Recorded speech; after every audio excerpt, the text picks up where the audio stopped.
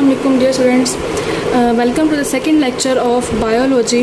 Students, bio की जो कुछ मेन ब्रांचेस हैं, लिंक आपको मैंने ऊपर दे दिया है, वहाँ पर आप लोग जाकर एक्सप्लेन की हुई है मैंने, वहाँ से आप लोग देख लें, जो कि हमारे पास पेज नंबर 1 पर दी हुई है उन्होंने ब्रांचेस, एम्ब्रियोलॉजी, इकोलॉजी, फिजियोलॉजी, वो सारी मैंने वहाँ पर एक्सप्लेन की हुई है। हम लोग अब देखते हैं जो हमारी बुक के अंदर मेंशन है वो ब्रांचेस। स्टूडेंट्स, सबसे पहले हमारे पास आ जाती है मॉलिक्यूलर बायोलॉजी।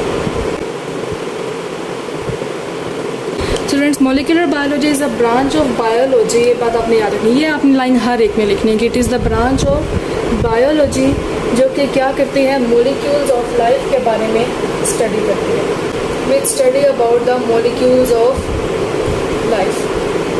अब ज़ाहिर है स्टूडेंट्स, आप लोगों ने पढ़ा था 9th क्लास में कि बायो मॉलिक्यूल्स असेंबल करते हैं। हम इंशाल्लाह अभी दोबारा ऑर्गेनाइजेशन देख लेंगे। तो बायो मॉलिक्यूल्स असेंबल करते हैं and they form the organelles. और बायो मॉलिक्यूल्स या मॉलिक्यूल्स, बायो मॉलिक्यूल्स मीन्स जो लाइफ फॉर्मिंग मॉलिक्यूल्स हैं, जो ज़िंदगी का हिस्सा होते हैं, जैसे वाटर है, कार्बोहाइड्रेट्स है। बायो मॉलिक्यूल्स असेंबल करते हैं and they form organelles, and organelles assemble करती हैं एंड ऑर्गेनेलीज मिलकर क्या बनाती हैं, सेल। मतलब एक सेल है, उसके अंदर बहुत ज़्यादा ऑर्गेनेलीज हैं और organelles are made up of molecules. तो अब हम कह सकते हैं कि अगर हमने मॉलिक्यूलर बायोलॉजी में हम किस बारे में पढ़ते हैं, हम ऑर्गेनिज़म के स्ट्रक्चर, उसका मॉलिक्यूलर लेवल पर कि उसके अंदर कौन कौन से मॉलिक्यूल्स हैं। जैसे कि अगर हम कहते हैं कि वाटर है ऑर्गेनिज़म के अंदर, कार्बोहाइड्रेट्स हैं, प्रोटीन्स हैं, ये सारे मॉलिक्यूल्स हैं, मॉलिक्यूल्स ऑफ लाइफ हैं। वाटर है, कार्बोहाइड्रेट हैं, प्रोटीन्स हैं, लिपिड्स हैं, उसके बाद अमाइनो एसिड्स वो प्रोटीन्स का हिस्सा हैं। तो हमारे पास ये मेजर क्या है, मॉलिक्यूल्स ऑफ लाइफ हैं। अब इसके अलावा डीएनए है, आरएनए है, ये भी क्या है, मॉलिक्यूल्स ऑफ लाइफ हैं।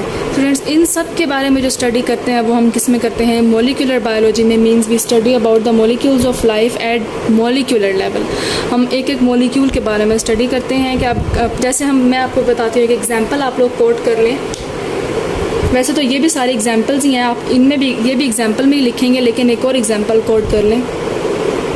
एक मेन एग्जाम्पल मैं आपको इसकी लिखवाती हूँ, विच इज़ कि अगर मैं आप लोगों को कहूँ कि प्लाज्मा मेम्ब्रेन, ठीक है, प्लाज्मा मेम्ब्रेन आप लोगों को पता होगा कि जो सेल को कवर जिसने किया हुआ होता है। Plasma membrane is composed of, किस किस से मिलकर बनी हुई होती है, अब हम उसको मॉलिक्यूलर लेवल पर स्टडी कर रहे हैं। It is made up of proteins, lipids, carbohydrates,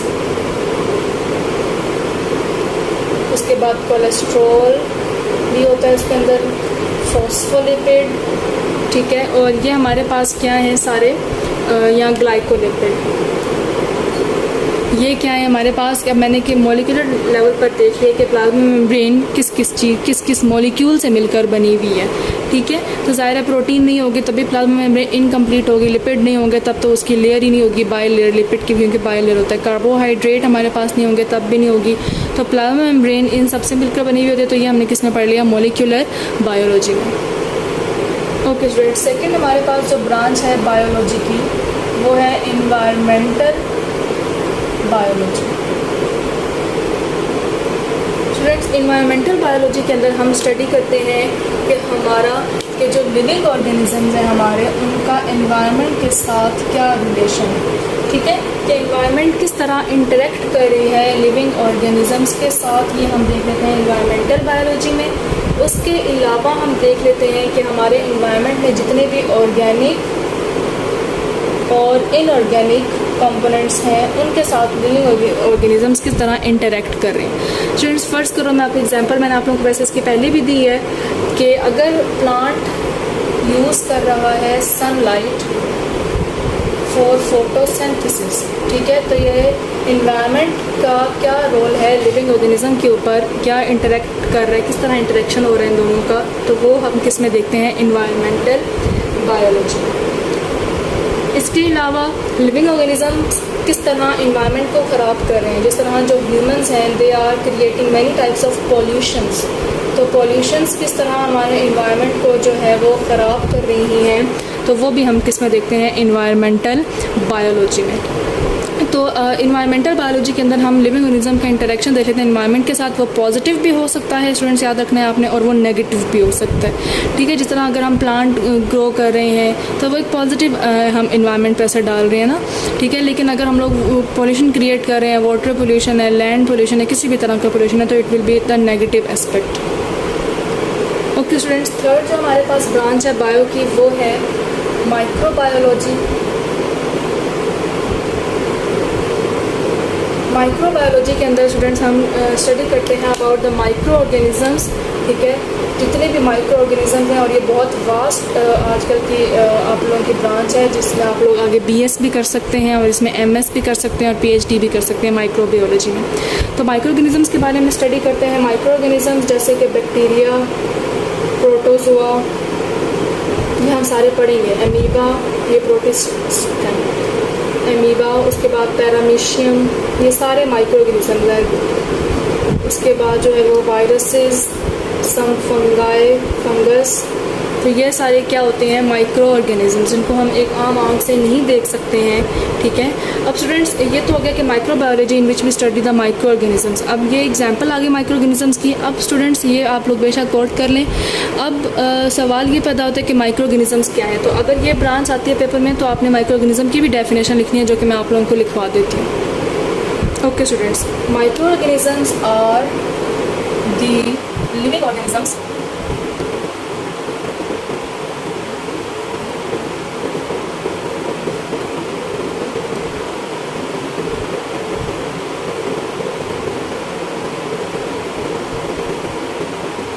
micro organisms ऐसे लिविंग ऑर्गेनिजम्स होते हैं जिनको हम आम आंख से नहीं देख सकते हैं। नेकेड आई मीन्स के विदाउट एनी लेंस। ठीक है, हम लेंस यूज़ किए बगैर उसको आम आंख से नहीं देख सकते हैं, लेकिन हमें माइक्रोस्कोप यूज़ करना पड़ता है उन्हें देखने के लिए। तो दोज ऑर्गेनिजम्स जिनको देखने के लिए माइक्रोस्कोप यूज़ करना पड़े आर कॉल्ड माइक्रो ऑर्गेनिजम्स। और माइक्रो ऑर्गेनिजम्स के बारे में हम स्टडी कहाँ करते हैं, माइक्रो बायोलॉजी में। माइक्रोस्कोप अच्छा एक इंस्ट्रूमेंट होता है जिसके ज़रिए हम माइक्रो ऑर्गेनिजम्स को देखते हैं। इसके अंदर बहुत ज़्यादा लेंस लगे हुए होते हैं। एक आई पीस होता है जो कि आँख के पास होता है, ऑब्जेक्टिव लेंस होता है जो कि ऑब्जेक्ट के पास होता है, और फिर उसकी मदद से हमें वो नज़र आ सकता है। तो इसमें लेंसेज लगे हुए होते हैं जो कि हमें चीज़ को मैग्नीफाई और उसको हाई रेजोल्यूशन पे करके दिखाता है। तो माइक्रोबायोलॉजी में हम स्टडी करते हैं माइक्रो ऑर्गेनिजम्स। और माइक्रो ऑर्गेनिजम्स कौन होते हैं, जिनको हम आम आँख से नहीं देख सकते हैं, बल्कि हमें माइक्रोस्कोप को यूज़ करना पड़ता है। ओके स्टूडेंट्स, नेक्स्ट हमारे पास जो है वो हम लोग एक स्किप करेंगे। फ्रेश वाटर बायोलॉजी में हम चलते हैं पैरासाइटोलॉजी। हम लोग दो स्किप किए, फ्रेश वाटर और मेरी पैरासाइटोलॉजी। स्टूडेंट्स अगेन इन सब में जो है अब इसमें देखें आप लॉगी आ रहा है। लॉगी मीन्स स्टडी ऑफ पैरासाइट। इसका लिटरल मीनिंग क्या होगा, it is the study of parasites.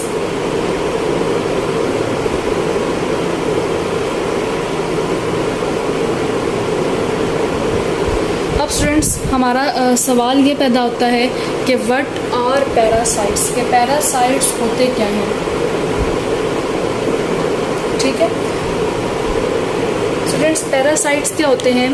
Parasites are again living organisms. ये भी क्या है, क्योंकि हम लिविंग ऑर्गेनिज्म के बारे में स्टडी कर रहे हैं ना, हम बायोलॉजी पढ़ रहे हैं। तो पैरासाइट्स क्या होते हैं, are living organisms that take, जो हासिल करते हैं दो चीज़ें, food and shelter from other living organism and in return harm them, और उन्हें मुकाबले में क्या पहुंचाते हैं, नुकसान। मतलब ये उनसे खाना भी ले लिया, उनसे रिहाइश भी ले ली, और इन रिटर्न उसको नुकसान पहुंचाते हैं। तो ये क्या होते हैं, पैरासाइट्स। और ऐसी ब्रांच बायो की जिसमें हम पैरासाइट्स के बारे में स्टडी करते हैं, इस कॉल्ड पैरासाइटोलॉजी। स्टूडेंट्स पैरासाइट्स की कुछ टाइप्स होती हैं, मैं आप लोगों को अभी वो भी एक्सप्लेन करती हूँ। स्टूडेंट्स टाइप्स सुनने के बाद आप लोगों को पैरासाइट की डेफिनेशन ज़्यादा अच्छे तरीके से पता चल जाएगी। स्टूडेंट टाइप्स के बेस पर इसकी दो तरह के डिफरेंट टाइप्स हैं। अब कुछ होती हैं on the basis of their location, कि वो पैरासाइट्स कहाँ पर हैं, और दूसरे होते हैं on the basis of their time period. अभी आप लोगों को समझ नहीं आएगा, मैं आप लोगों को समझाती हूँ। लोकेशन के बेस पर स्टूडेंट्स किस तरह हमने दो टाइप्स बनाई हैं, बहुत आसान टाइप्स हैं। एक हमारे पास होते हैं एंडोपैरासाइट। अब आप लोगों को शायद कुछ 10 क्लास की बातें याद आएंगी। और एक हमारे पास होते हैं एक्टोपैरासाइट। स्टूडेंट बहुत लाजमी है कि आप अपनी पिछली बातों को भी रिवाइज़ करते रहा करें। ओके, टाइम पीरियड की बेस पर जो है वो हम लोग 2 टाइप्स हमने बनाई हैं पैरासाइट्स की, और वो कौन कौन सी हैं। एक हमारे पास है टेम्परेरी पैरासाइट, मतलब आर्जी तौर पर वो आकर पैरासाइट होंगे और फिर वो चले जाएंगे। और दूसरे हैं परमानेंट पैरासाइट, जो कि हमेशा पैरासाइट रहते हैं। ओके स्टूडेंट्स, एंडो पैरासाइट की एग्जांपल हम लोग देख लेते हैं। जो हमारी बॉडी के अंदर होते हैं पैरासाइट्स, बैक्टीरिया हो सकता है, क्योंकि हमारी बॉडी से फूड भी लेता है, शेल्टर भी लेता है, और इन रिटर्न हमें जो है वो कोई डिजीज़ कॉज कर सकता है। ठीक है, तो बैक्टीरिया डिजीज़ कॉज करेंगे, तो पैरासाइट हमेशा नेगेटिव इफेक्ट क्रिएट करते हैं। बैक्टीरिया, उसके बाद कोई टेपवर्म वगैरह, वर्म्स, ठीक है, जो कि हमारे बच्चों के कीड़े होते हैं पेट में। एक्टोपैरासाइट बेस्ट एग्जाम्पल है मॉस्किटो। मच्छर आया, उसने क्या किया, थोड़ी देर के लिए हमारी बॉडी से शेल्टर लिया, उसके बाद उसने फूड भी लिया, ब्लड सक किया हमारा, और इन रिटर्न हमें मलेरिया कॉज किया या डेंगू कॉज किया। ठीक है, तो बीमारियां फैला रहे हैं ना, तो ये एक पैरासाइट है।